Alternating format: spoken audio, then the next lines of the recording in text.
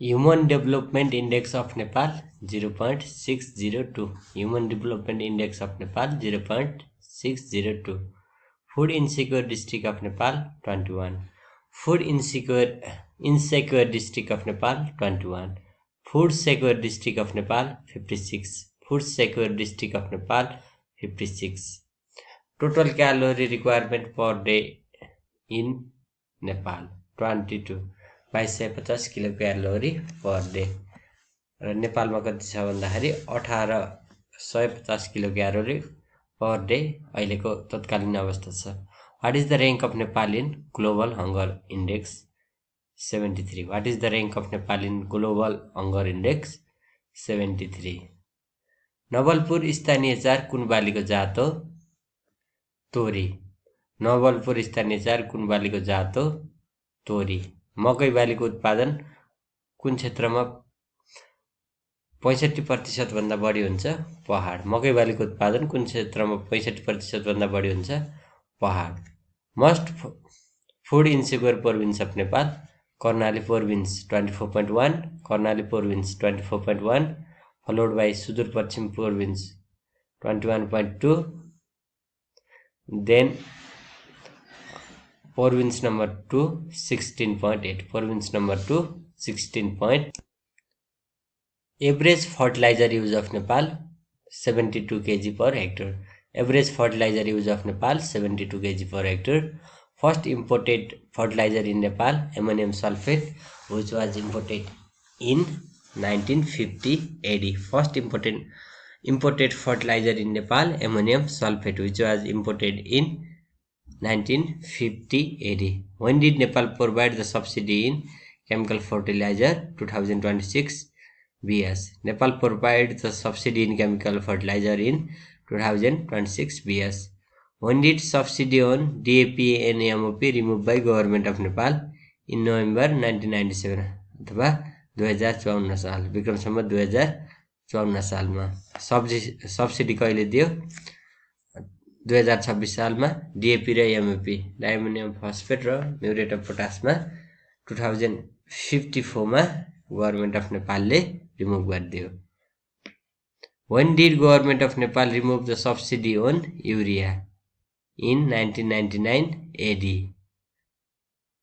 अथवा 2056 BS हुन्छ है, 56 BS हुन्छ। यसमा एडी भएछ, सरी, 56 BS हुन्छ। डिएपी र एमओपीमा 2054, युरियामा 56 मा। When did government restarted providing subsidy in mineral fertilizer? March 25, 2009 AD. March 25, 2009 AD. Which organization was responsible to import and distribute the chemical fertilizer? Agriculture Input Company Limited and Salt Trading Company Limited. Agriculture Input Company Limited र Salt Trading Company Limited. ह्रास कट्टी के हो? स्थिर खर्च। ह्रास कट्टी स्थिर खर्च हो। मूल्य श्रृङ्खलामा कतिवटा सहायक गतिविधिहरू पहिचान गरिएका छन्? 4 वटा। मूल्य श्रृङ्खलामा 4 वटा सहायक गतिविधिहरू पहिचान गरिएका छन्। कृषि यन्त्र परीक्षण तथा अनुसन्धान केन्द्र कहाँ रहेको छ? सर्लाही। कृषि यन्त्र परीक्षण तथा अनुसन्धान केन्द्र सर्लाहीमा रहेको छ। कृषि उपज बजार स्थलको व्यवस्था तथा सञ्चालन सम्बन्धी निर्देशिका कहिले लागू भयो? 2053 साल।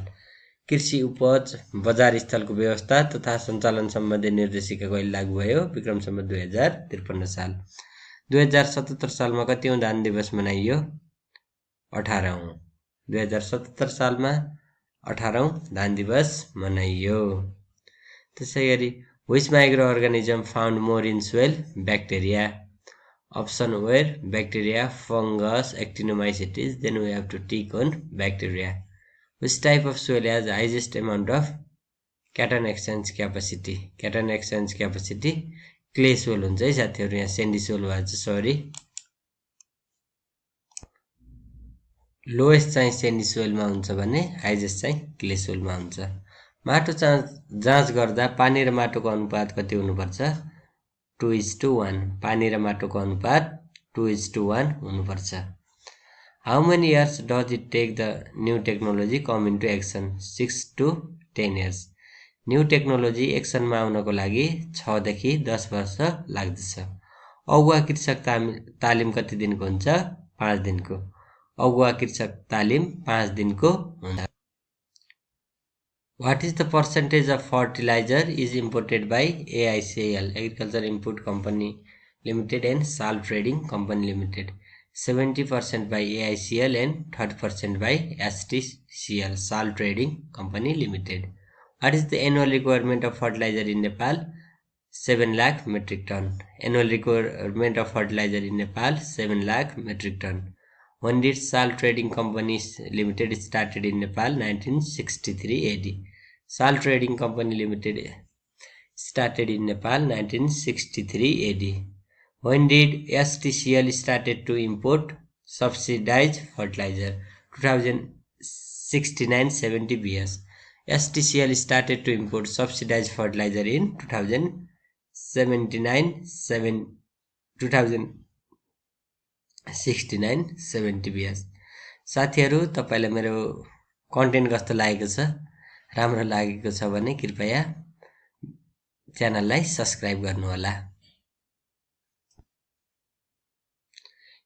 In insect, if only one pair of wings are present, they are borne by mesothorax. In insect, if only one pair of wings are present, they are borne by mesothorax.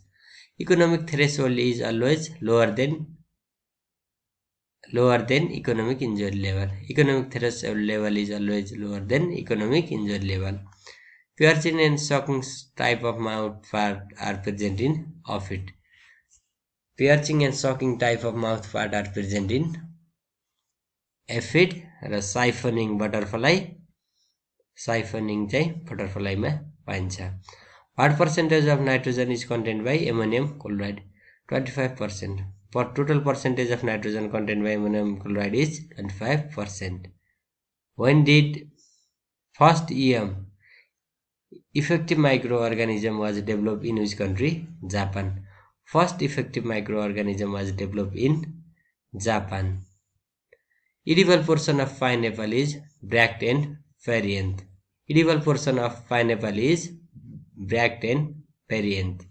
In Nepal, commodity seed bank is started in 2052 BS.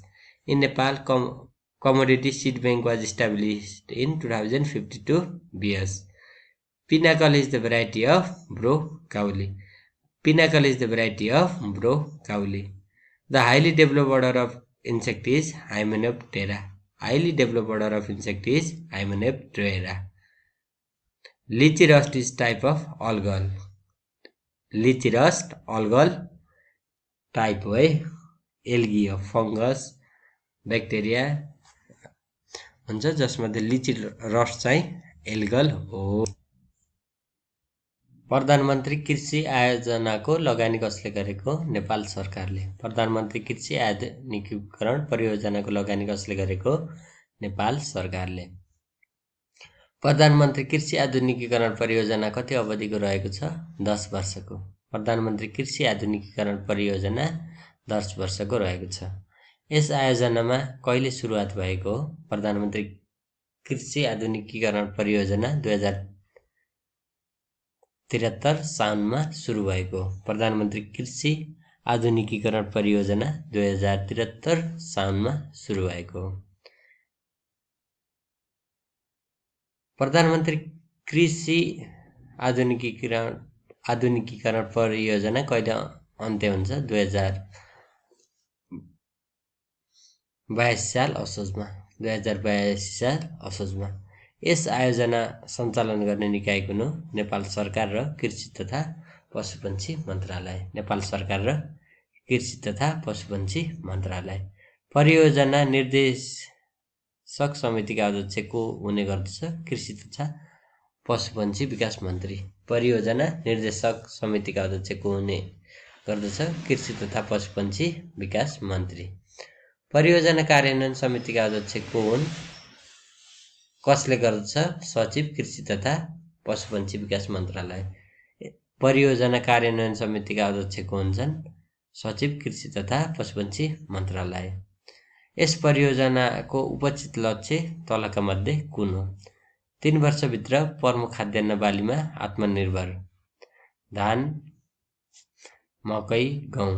2 वर्षभित्र तरकारी बाली र माछामा आत्मनिर्भर।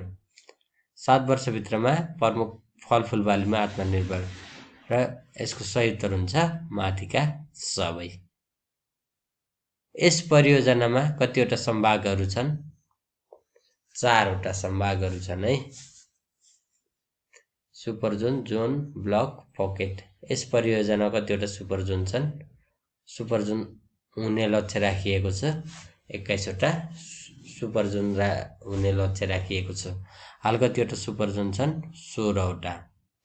Super John सञ्चालनको लागि कति क्षेत्रफल आवश्यकता पर्दछ? 1000 हेक्टर। सुपर जोन सञ्चालनको लागि 1000 हेक्टर आवश्यकता पर्दछ। यस परियोजनामा कतिवटा जोन हुने लक्ष्य राखिएको छ? 300। हाल कतिवटा जोन सञ्चालनमा छन्? 106। हाल कतिवटा जोन सञ्चालनमा छन्? 106। जोन सञ्चालनको लागि कति क्षेत्रफल आवश्यकता पर्दछ? 500 हेक्टर। यस परियोजनामा कतिवटा ब्लक हुने लक्ष्य राखिएको छ? 1500। र हाल कतिवटा ब्लक छन्? 666। 600। अनुदानको मल वितरण निर्देशिका कहिले जारी भयो? 2077 साल। अनुदानको मल वितरण निर्देशिका कहिले जारी भयो? 2077 साल। When did No Pesticide Use Day celebrated? December 3. No Pesticide Use Day celebrated in December 3.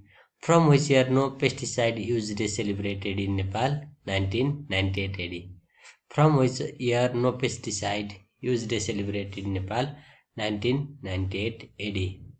When did No Pesticide Week celebrated in World? 2010 AD.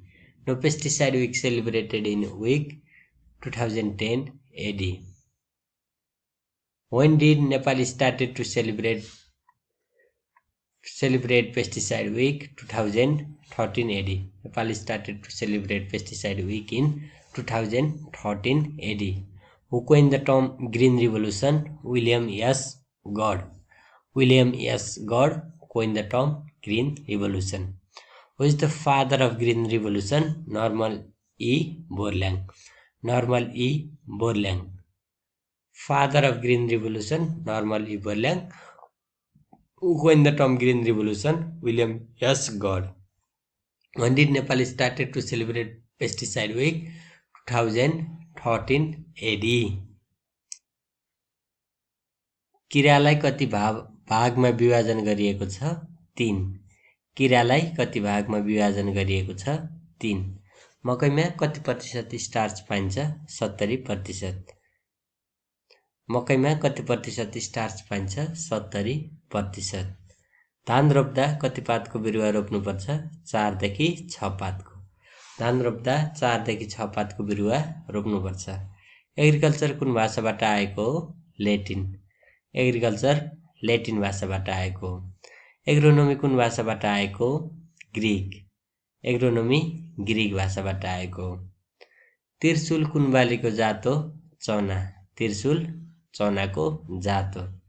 Scientific name of finger millet. Finger मिलेटको साइन्टिफिक नेम के हो? इल्युसिना कोराकोना। इल्युसिना कोराकोना।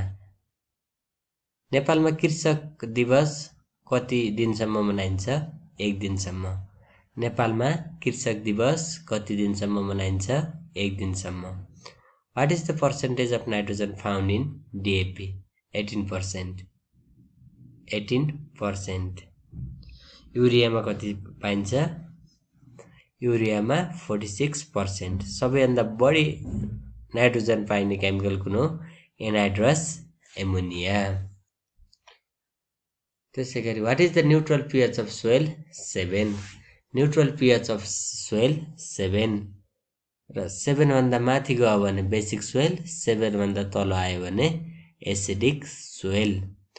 फलफुल बालीको लागि कति तहको माटोको नमुना लिनुपर्छ? 3 फिट। फलफुल बालीको लागि कति तहको माटोको नमुना लिनुपर्छ? 3 फिट।